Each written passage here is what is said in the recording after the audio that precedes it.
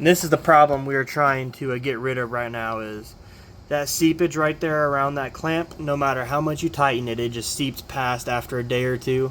And I think it is fuel actually seeping through this hose itself, just due to it not having that liner. Went ahead and installed this ProTuner Z fuel rail right here. Installed the regulator right there. Got it all up and going. Went ahead and did some test driving around the block. I'll put a clip in right here.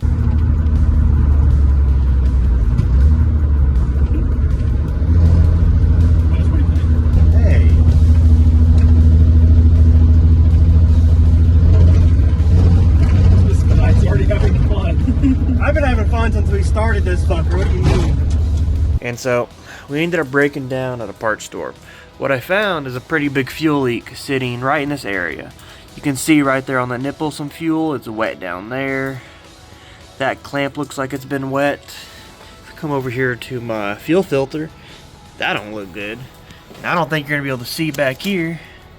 Hell no, you're not. But that clamp back there under the regulator's leaking.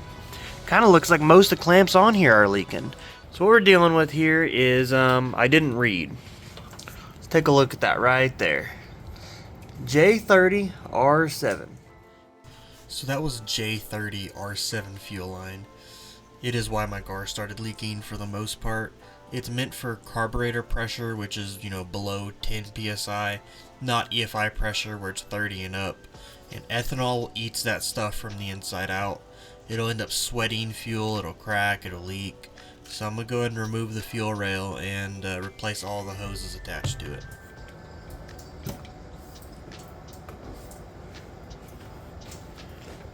Here it is, guys. So, I like the fuel rail. One thing I do not like though is right here on these barb fittings, right in here. You cannot get a wrench in here to tighten this. You have to use a socket, or maybe if you ground down a wrench, but it's not my favorite design. If we didn't have this cutout and it was just flat along and you could grab it with the wrench, that'd be a lot better. But let's go fix this. Alright, so here on the left we have an EFI style clamp. On the right is a worm gear clamp, which are a lot more common. You see them everywhere. You can get them at Harbor Freight, parts stores, all of it. That's the one on the right. Worm gear clamps tighten in one spot and they can cut into the hose over time. That's how you end up getting leaks. The EFI clamp on the left, they apply an even pressure all the way around. That's why the top band is curved that way. It'll actually wrap around the hose so it doesn't damage it. If you run an EFI, you should really use the EFI clamps. There's a lot lower risk of any kind of fires or anything. It's not the place to cheap out. Alright, and here we are with all of the barbed fittings out. Take a real close look at them. One of them doesn't look like the others. Issue we're having, this stuff right here, this junk, thread sealant. There ain't enough right there.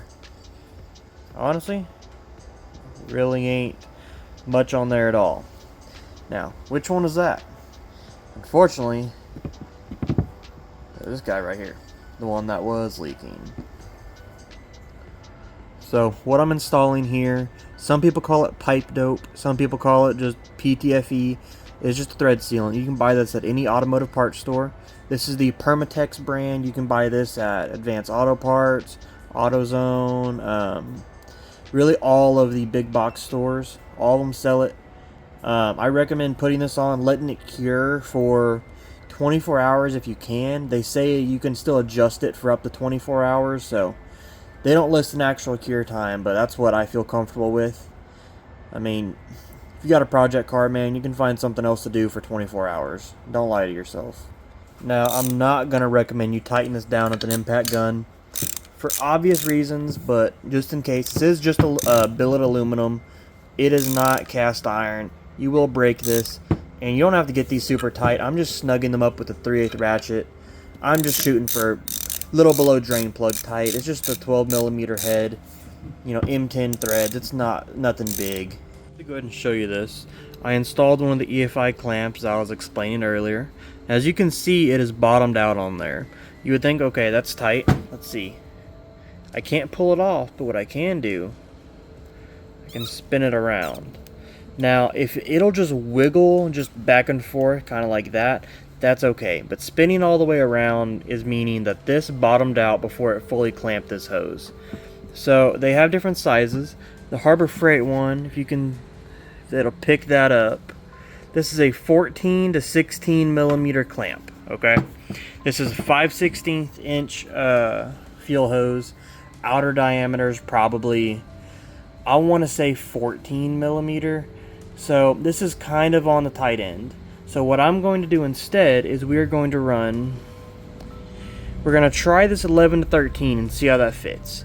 If that doesn't fit, we're going to go up from there, probably to a 13 to 15. I think that'll be the sweet spot. Let's try it out.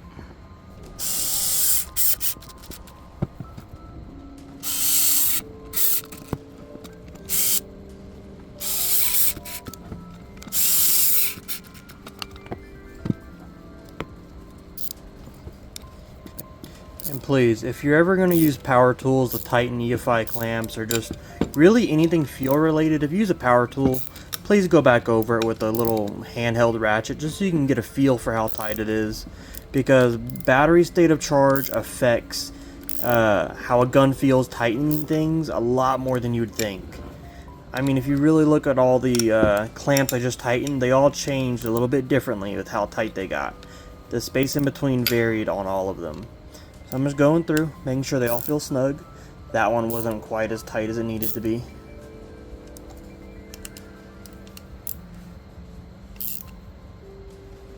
Yeah, those all feel good. They look good. All the hoses look pretty centered. Sorry, I know I'm kind of crooked on here. Yeah, looking good there. So I'm gonna go ahead and get this ready to go into the car. Alright, went ahead and got all the injectors tightened down. It was not worth showing you that process because that was honestly a pain in the ass. Went ahead and got these two clamps tightened up right here. In case you're wondering how the regulator is mounted, I just have that bolt right there, which is in that factory spot for this bracket right here for the latch. I just have my regulator bolted right behind that bolt. It sits good, it clears the hood. This is the ProTuner Z regulator they sell on their website, the DW regulator. But got all of my clamps on there, everything's seated. So we're about to get a tornado here soon, so if you see this video, I did not get smited. If not, well, that's what happened. But hopefully tomorrow we're going to get back to this, finish replacing this line right here. And this is the problem we are trying to get rid of right now, is that seepage right there around that clamp. No matter how much you tighten it, it just seeps past after a day or two. And I think it is fuel actually seeping through this hose itself, just due to it not having that liner. And it's also prevalent down here. You see all that wetness right there where these hoses connect. So gonna try and get that taken care of tomorrow. Well guys, seems like I do this a lot. I cut, do some work, forget to record. Now we're back. So if you can't tell, everything's already fully assembled. We have new fuel lines there, returned from the regulator, which loops down there into the rail. Then it goes back up into the fuel filter, right back up and in. Got everything hooked back up. I've actually driven the car now. We don't have any fuel leaks, and this is sat overnight. If you look at that hose, it looks good. I don't have any wetness around the clamps like I was getting earlier. Everything's looking good. I don't have any residual fuel around my fuel filter, which I was worried about. Everything there is looking good. Everything looks dry. So the issue was the fuel line not being properly ethanol rated, also not EFI rated. So let that be a lesson learned. Do not buy the cheapest fuel line you can buy, because it costs a lot more money if your car burns down. So I've driven the car now, and the problem that I'm running into, unfortunately, is the...